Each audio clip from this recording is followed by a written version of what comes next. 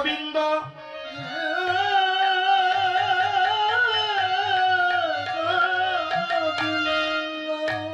গোবিন্দ তোমার কত ভক্ত তোমাকে কত নামে ডাকে ডাকে না কত ভক্ত কত নামে কত স্থান হতে তোমাকে ডাকে কিন্তু হে প্রভু আমার মনে বড় আকিঞ্চন আমি জানতে চাই হে প্রভু তুমি কোথায় থাকো আমি জানতে চাই হে প্রভু তুমি কোথায় থাকো আমার প্রভু নারদকে বললেন নারদ জানো আমি কোথায় থাকি নাহমে তৃষ্ণামি বৈকুণ্ঠ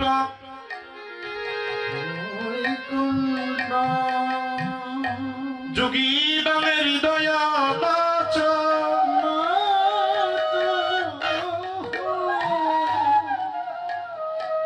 মদ ভক্ত যত্র গায়ন্তি তত্র তিষ্ঠামি হে নারদ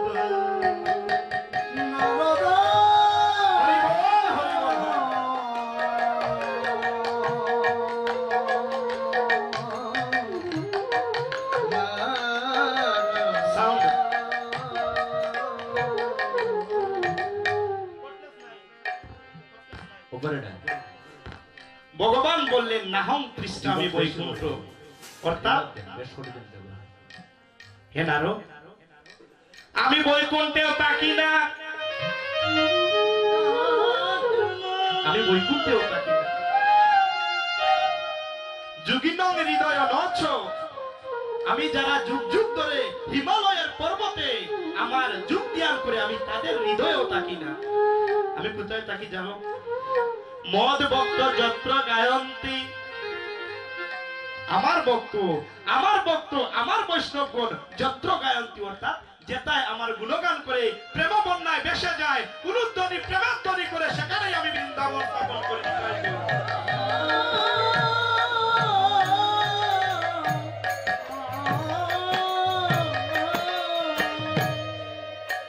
তাই আপনাদের মতো শুদ্ধ ভক্ত বৈষ্ণবগণের আগমনে এই স্থান হয়ে গেল বৃন্দাবন তাই আমরা আজকে এই নব বৃন্দাবনে দাঁড়িয়েছি কেন যে প্রভুর গুণগান শ্রবণ করার জন্য যাকে বলা হয় হরিনাম সংকীর্তন বলেছিলাম হরিনাম কেন করব হরিনাম কেন করতে হয় হরিনাম কাকে বলে হরিনাম মনুসংহিতা বললেন হিত হিত করে দিচ্ছি হরিনামের তাৎপর্য হরিনামের তাৎপর্য বললেন হরিনাম হরি হরনাথ স্ত্রী ধাতু প্রত্যয় যোগ করে স্ত্রী ধাতুর অর্থ হলো কি যে মনকে যার দ্বারা স্থির রাখা যায় তাকে স্ত্রী ধাতু বলে হরি শব্দের অর্থ হরনার্থ স্ত্রী ধাতু থেকে এসেছে হরনার্থ স্ত্রী ধাতু অর্থাৎ যার দ্বারা মনকে স্থির করা যায় আর নাম শব্দ কোথা থেকে এসেছে লুম ধাতু হতে লুম ধাতুর অর্থ কি যে ডাকতে ডাকতে তিনি নিচে নেমে আসেন তাহলে হরিনাম অর্থ কি যে মনকে স্থির রেখে ডাকতে ডাকতে তিনি নিচে নেমে আসেন তাকেই বলে হরিনাম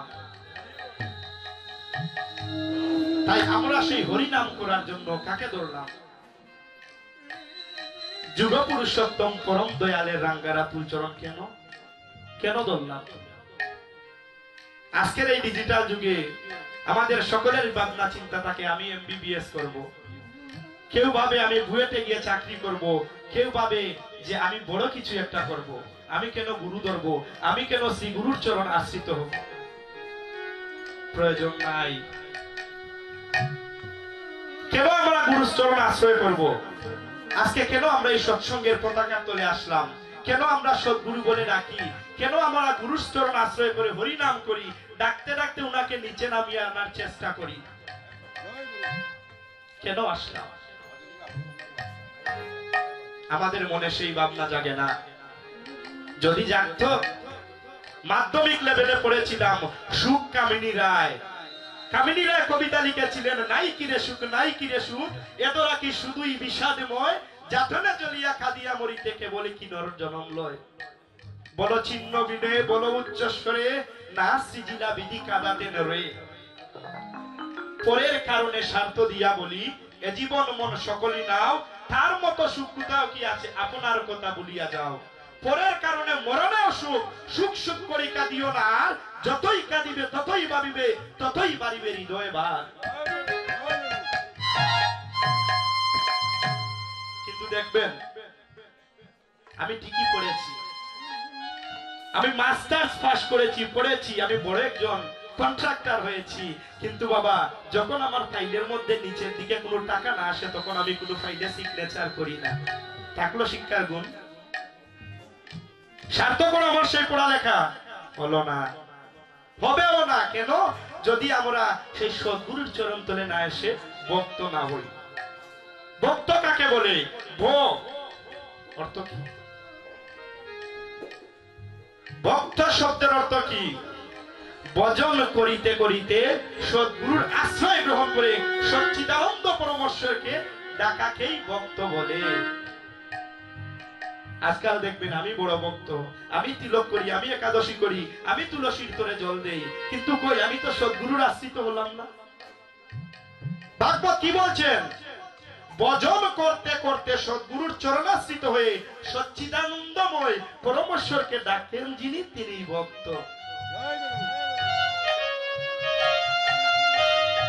কিন্তু আমার তার প্রয়োজন হয় না, আমি তো এমনিতেই ভক্ত, একাদশী করি। যার জন্য গুরুর চরণ আশ্রয় করতে হয়। কেন? যে গুরুর চরণ, সদ্গুরুর চরণে আসলে কি হয়? সৎ শব্দের অর্থ আত্মা, যিনি আমার আত্মার খবর জানেন তিনি সদ্গুরু। আসলে আমার আত্মার মধ্যে একটা কানেক্টিং হয়, একটা বৈদ্যুতিক এনার্জি লাভ হয়, যার ফলে ওই যে পরের কারণে মরণের সুখ, সেই পড়াতে আমরা চলি না, সেই চলার জন্য সদ্গুরুর আশ্রয় গ্রহণ করতে হয়। যার জন্য ঠাকুর এসে প্রথম বাণী দিলেন কি? মানুষ আপন টাকা পর, যত পারিস মানুষ ধর।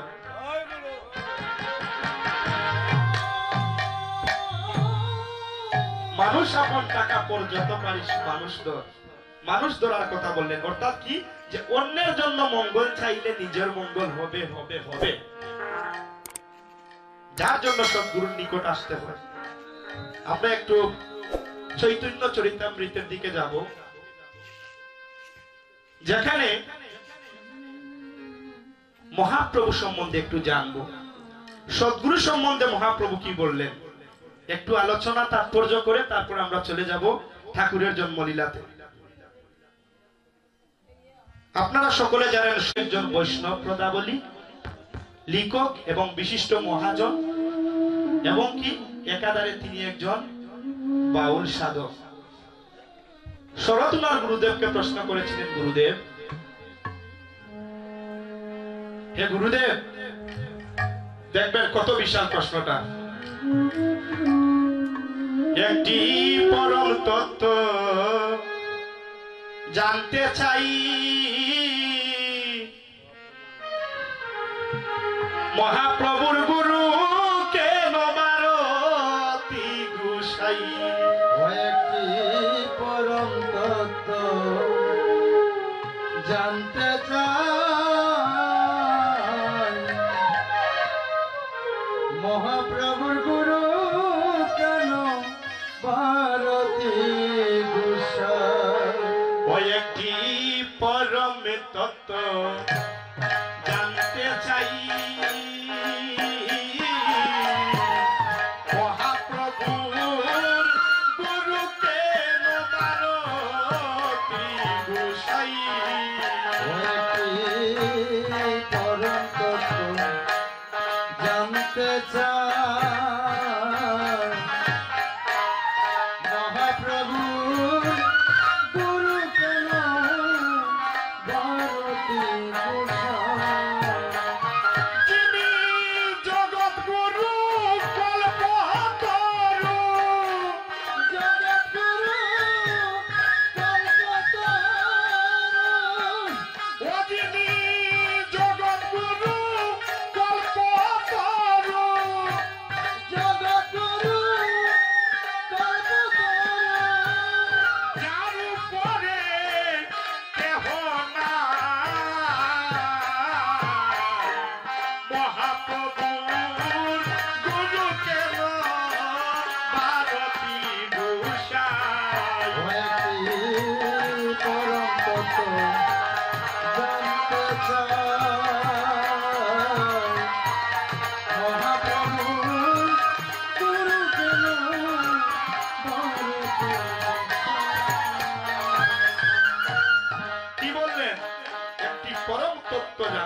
কি তত্ত্ব?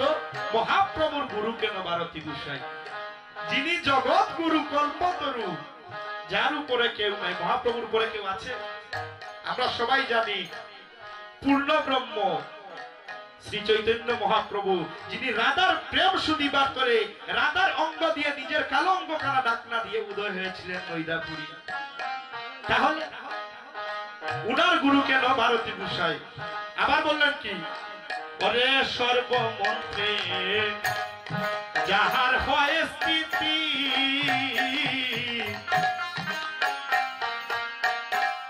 কিবা মন্ত্র তাহার কানে দিলেন ভারতী। সর্বমন্ত্র যাহার স্মৃতি,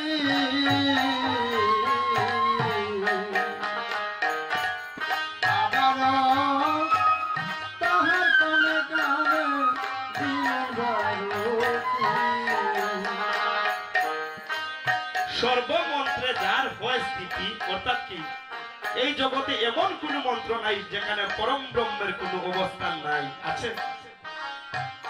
আপনি যদি সরস্বতীর মন্ত্র বলেন, আপনি যদি দুর্গার মন্ত্র বলেন, আপনি যদি যার মন্ত্র বলেন, যত দেব দেবী, যত ব্রহ্মাণ্ডের যত অবতার আছেন, সকলের মন্ত্র বলতে প্রথমে ওম বলতে হয়, বলতে হয় না?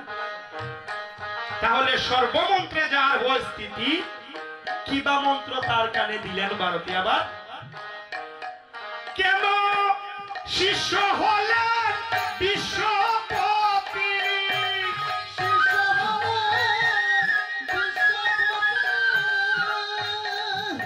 কেন শিষ্য হলেন বিশ্বপতি,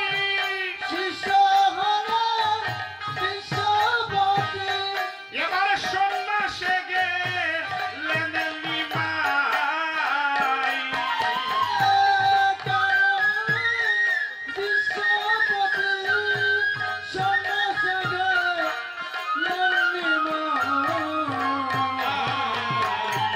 মহাপ্রভুর গুরু কেন ভারতী গোসাই।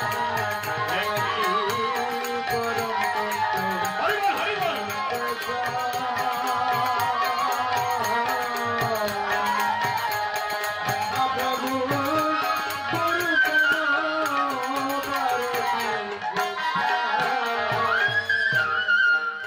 কেন শিষ্য হলেন বিশ্বপতি, সন্ন্যাসে গেলেন নিমাই।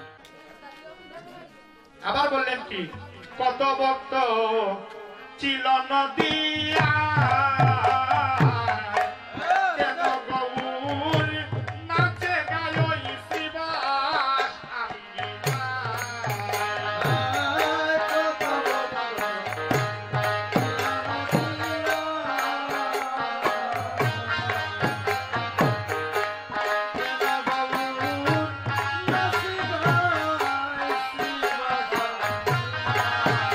অনেক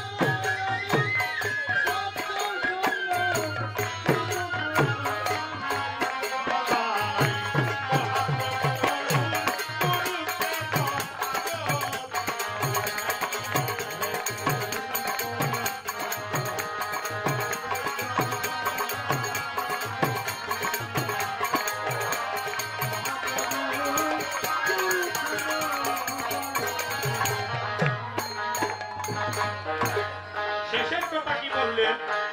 কত ভক্ত এলো নদিয়ায়, কেন গৌর নাচে গায়ে শ্রীবা সঙ্গী নাই? কেন গৌর নাচে গায়ে শ্রীবা সঙ্গী নাই? আমরা সবাই জানি যতই কীর্তন করি, লুট কীর্তনও যদি করি তাহলে বলি লুট কইরাছে শ্রীবাসেরও আঙ্গি নাই। আয় ভাই দেখে যা সোনার নদিয়ারে অসুচির মন হবে সূচি শ্রীবাসের আঙ্গিনা দিয়ে, আর কোনো আঙ্গিনা নাই। কিন্তু কেন? কত ভক্ত তো ছিল, তবে কেন গৌর নাচে গায়ে শ্রীবাস আঙ্গি নাই? আর কারো গৃহে কেন নাচে নাই? শরৎ বললেন, দেখবেন কথাটা বলার তাৎপর্য। গুরুদেব কি বললেন? ভক্তের দিন যিনি ভগবান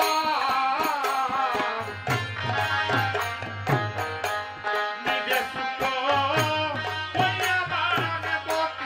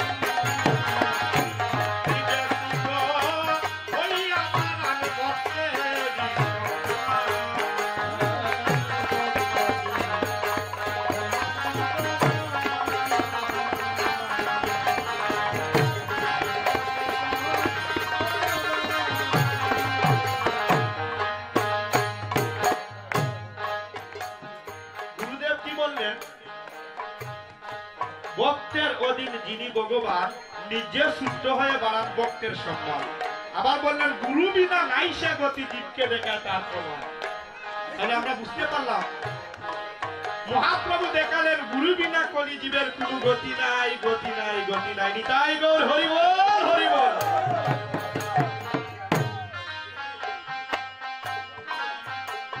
আজকে এখন একটি কথা না বললে নয়, বিশেষ করে মায়েদের যারা, মায়েদের সংখ্যা কিন্তু এখানে বেশি। বললাম নিতাই গৌর হরি বল, কিন্তু মায়েরা যেভাবে ছিলেন সেভাবেই আছে। শ্রীবাস অঙ্গনে আসলে পরে মায়েরা উলুধ্বনি করতে হয়, দাদারা যারা আছেন সকলে মিলে হরিধ্বনি করতে হয়। কেন করবেন? স্কুলে গেলে যখন স্যার বলেন এই অমুক প্রেজেন্ট স্যার বলতে হয় না? আজকে এইখানে দেখেন এমন একটা জায়গা, আমরা যখন আমাদের এলাকাতে সর্বনিম্ন স্তরে একজন চেয়ারম্যান থাকেন, যদি চেয়ারম্যানের কোন সভা থাকে ওই সভাতে কিন্তু আমরা যাই। যাওয়া পরে দাদারা দেখবেন কিভাবে চেয়ারম্যানকে খুশি করা যায়। অমুক ভাই জিন্দাবাদ, অমুক ভাই জিন্দাবাদ। কে কার আগে বলতে পারে? কেন? আমি যত আগে জিন্দাবাদ দেবো আমার চেয়ারম্যান সব তত বেশি খুশি হবেন, আমাকে রিলিফের চালটা একটু বেশি দিবেন। সত্য কথা। অথচ যিনি এই জগতের প্রতিপালক, জগৎ গুরু যিনি, উনার সামনে এসে উনার নামে জয় দিতে আমাদের বড় লজ্জা করে। এর চাইতে লজ্জা করার বিষয় কিছু নাই।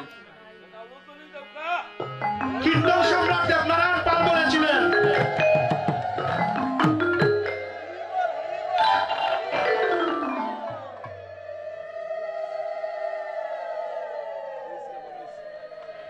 দেবনারায়ণ পাল অতি কষ্টের সঙ্গে বলেছিলেন হিন্দু ধর্ম উৎকৃষ্ট ধর্ম, কিন্তু হিন্দু জাতি নিকৃষ্ট জাতি। কথাগুলো লক্ষ্য করবেন। কেন বললাম? দুঃখ করে বলতে হয়। আপনারা দেখবেন আমাদের যত অঙ্গ সংগঠন ধর্মগুলো আছে,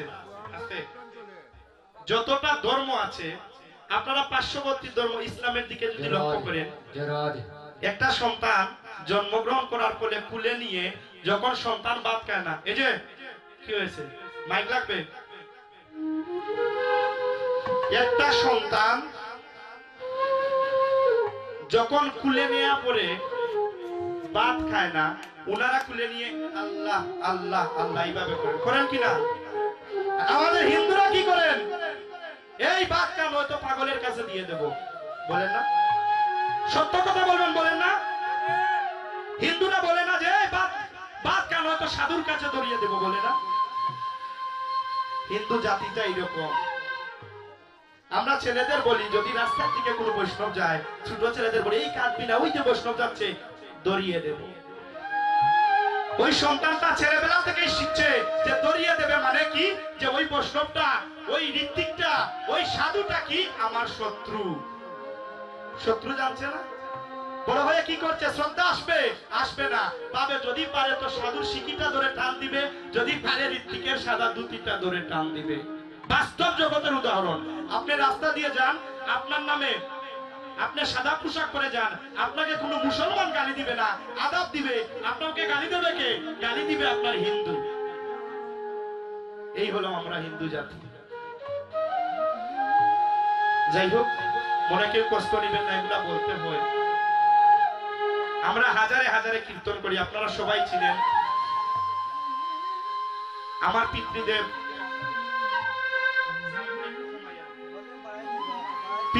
সজল মালাকার কীর্তনিয়া।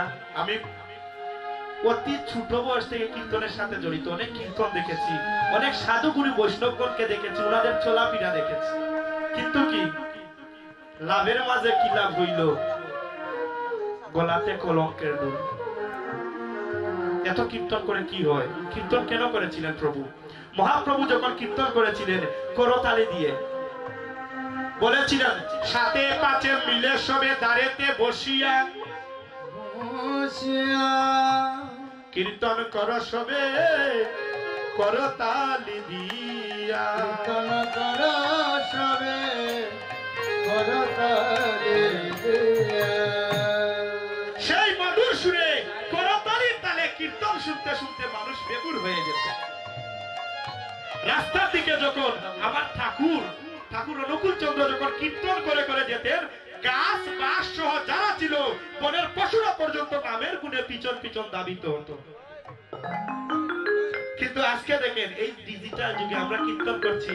একটু আগে এই বৈদ্যুতিক আজানের সময় ছিল, সাউন্ডটা বন্ধ ছিল, আমরা কীর্তন করতে পারি না। এত মডার্ন আমরা, কিন্তু কোথায় প্রেম? কই প্রেম? তো নাই। আছে কেন নাই? ওই যে হরিনাম কাকে বলে? হরিনাম শব্দের অর্থ কি? যে মন স্থির করে ডাকতে ডাকতে উনাকে নিচে নামিয়ে আনাকে হরিনাম বলে। আর আমরা ভাবি হরিবল হরিবল বললেই হরিনাম হয়ে যায়। না, ওটা সংকীর্তন, ওটা হরিনাম নয়। তাই হরিনাম করতে হলে ধরতে হয় কি? শ্রী গুরুর চরণ। তাই গুরুদেব শরৎকে বললেন, গুরু বিনা নাই সে গতি,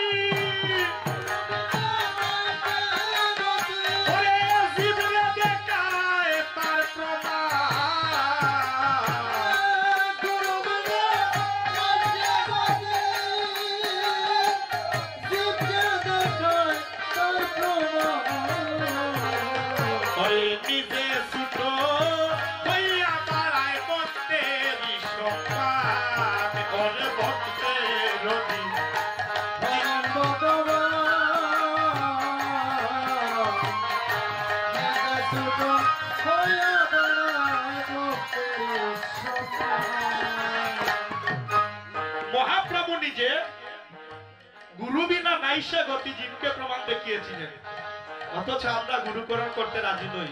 আবার বললেন কি? সত্য ত্রেতা দ্বাপর কলিতে যুগে যুগে অবতার হইলেন ধরাতে। সত্য ত্রেতা দ্বাপর কলিতে যুগে যুগে অবতার হইলেন ধরাতে। হরে সত্য ত্রেতা দ্বাপর কলিতে। শরৎ বলেছিল বললেন সত্য ত্রেতা দ্বাপর কলিতে যুগে যুগে অবতার হলেন ধরাতে। কে বা গুরু কোন যুগেতে গুরু বলে বলো তাই? গুরুদেব কি বলেছিলেন? সত্য যুগে সনক ঋষি যাই, ত্রেতা যুগে বিশ্বামিত্র রামের গুরু সেই। সত্য যুগে সনক ঋষি জি, ত্রেতা যুগে রামের গুরু বিশ্বামিত্র সে। সত্য যুগে সনক ঋষি যাই, বুঝা যায় গো? বুঝা যায়? সত্য যুগে সনক ঋষি যাই। সনক ঋষি কে ছিলেন? সত্য যুগের গুরু। আবার ত্রেতা যুগে বিশ্বামিত্র রামের গুরু সেই। প্রভু রামচন্দ্রকে যিনি দীক্ষা দিয়েছিলেন তিনি ছিলেন বিশ্বামিত্র। তাই বললেন সত্য যুগে সনক ঋষি যেই, ত্রেতা যুগে বিশ্বামিত্র রামের গুরু সেই। আবার দ্বাপর যুগে ওরে দ্বাপরেতে গর্গমুনি,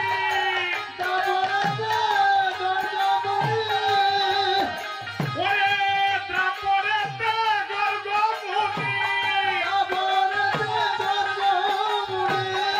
কৃষ্ণ নাম রাখিয়া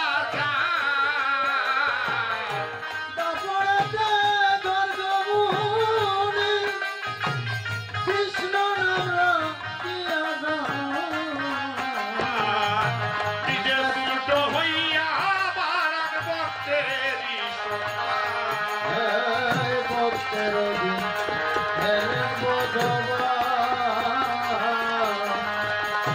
নিজে ছোট হইয়া বাড়ায় ভক্তের সম্মান। দ্বাপর যুগে কৃষ্ণের গুরুকে গর্গমুনি। আমরা অষ্টোত্তর শত নামে আমরা জানি না।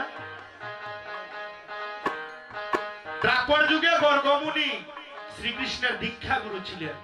আর শিক্ষা গুরু কে ছিলেন? অস্ত্র গুরু কে ছিলেন? শ্রীকৃষ্ণের শান্তিপনি মুনি। শান্তিপনি মুনির নিকট থেকে শিক্ষা এবং অস্ত্র শিক্ষা লাভ করেছিলেন ভগবান শ্রীকৃষ্ণ। আর দীক্ষা লাভ করেছিলেন কার কাছ থেকে? গর্গমুনির কাছ থেকে। তাই বললেন দ্বাপর যুগে গর্গমুনি কৃষ্ণ নাম রাখিয়া যান, নিজে ছুট্ট হয়ে বাড়ান ভক্তেরই সম্মান। আবার কি? কলি থেকে সমভারতী শ্রীকৃষ্ণ চৈতন্য নামে দেন মহামতি।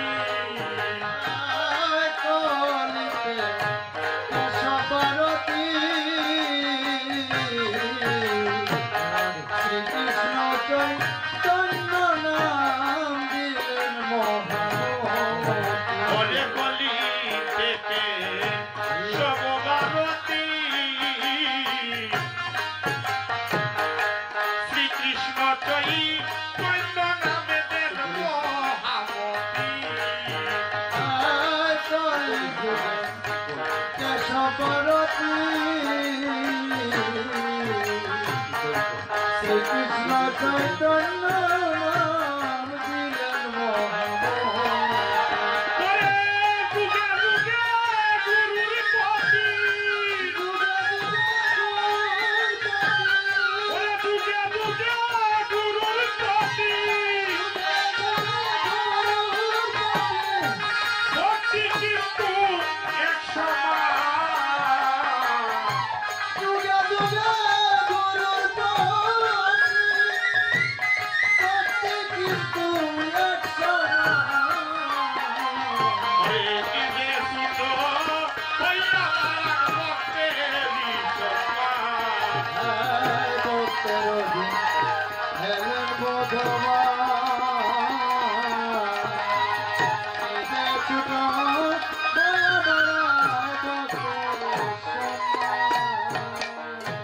বললেন কি? কলিতে কেশব ভারতী। কলিযুগে মহাপ্রভুর গুরুকে কেশব ভারতী। দুইজন গুরু ছিলেন বাবা। একজন ছিলেন কাশ্মীরের কেশব ভারতী, উনার অনেক উপাধি ছিল, উনাকে দিগ্বিজয়ী মহাপণ্ডিত বলা হতো। উনি এমন সাধন করেছিলেন, উনার কণ্ঠেতে সরস্বতী মা নিজে এসেছিলেন। তিনি ছিলেন কাশ্মীরের কেশব ভারতী। আর আরেকজন কে ছিলেন পুরীর ঈশ্বরপুরী, উনার কাছে মহাপ্রভু গিয়ে শিক্ষা মন্ত্র লাভ করেছিলেন, দীক্ষা মন্ত্র লাভ করেছিলেন। তো যাই হোক, কেশব ভারতী হলেন গর্গমুনি এবং সনক ঋষি বিশ্বামিত্র উনারই পরম্পরা। তাই বললেন কলিতে কেশব ভারতী শ্রীকৃষ্ণ চৈতন্য নাম দেন মহামতি, যুগে যুগে গুরুর প্রতি ভক্তি কিন্তু এক সমান। আবার বললেন, ওই যে বললেন কত ভক্ত এলো মদিয়ায়, কেন গৌর নাচে গায়া শ্রীবাস আঁকি নাই? উত্তরে গুরুদেব কি বললেন? হরে শ্রীবাস হইলেন নারদ মুনিবর, সত্যবামার ধ্যানের কথা ছিল পরাৎপর।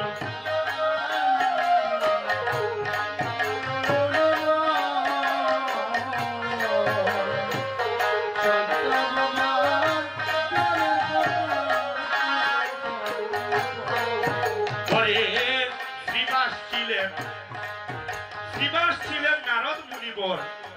দেখেন, এই জগতে বাবা যারা ভগবানের সাথে এসেছেন, উনারা কিন্তু এই যুগের না, যুগে যুগে উনারা সাথে ছিলেন। শ্রীবাস ছিলেন নারদ মুনিবর, আর সত্যভামার দানের কথা জ্ঞাত চরাচর। কি দান? নারদ তুলসী পাতায় লিখেছে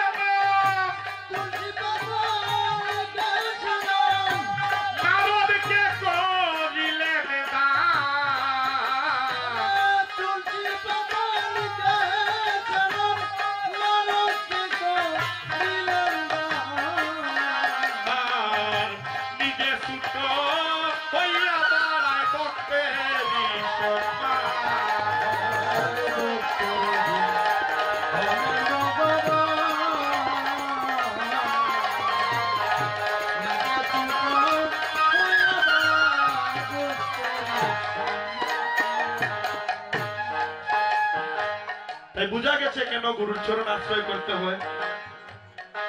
জগতে বাবা মহাপুরুষগণ এসেও দেখিয়েছেন যে গুরু বিনা কলিজীবের গতি নাই, গতি নাই, কোনো গতি নাই। আর ঠাকুর অনুকূল চন্দ্র এসে বললেন কি, যে সৎসঙ্গের আশ্রয় গ্রহণ কর, সদ্গুরুর শরণাপন্ন হও, সৎনাম মনন করো। আমি নিশ্চয় করে বলছি, তোমাকে তোমার উন্নতির জন্য ভাবতে হবে না। তাই গোল হরি বল। তাই আমাদের অনেক পুণ্যের ফল আমরা পেয়েছি সৎনাম। বাসছি প্রেম দরিয়ায়, প্রেম দরিয়া বাসছি না। খুব দরের বন্যা এটা, এটা কি পানির বন্যা? এটা পানির বন্যা? কিসের বন্যা? প্রেমানন্দে মেতে হরি বলো, সবাই বলতে হবে।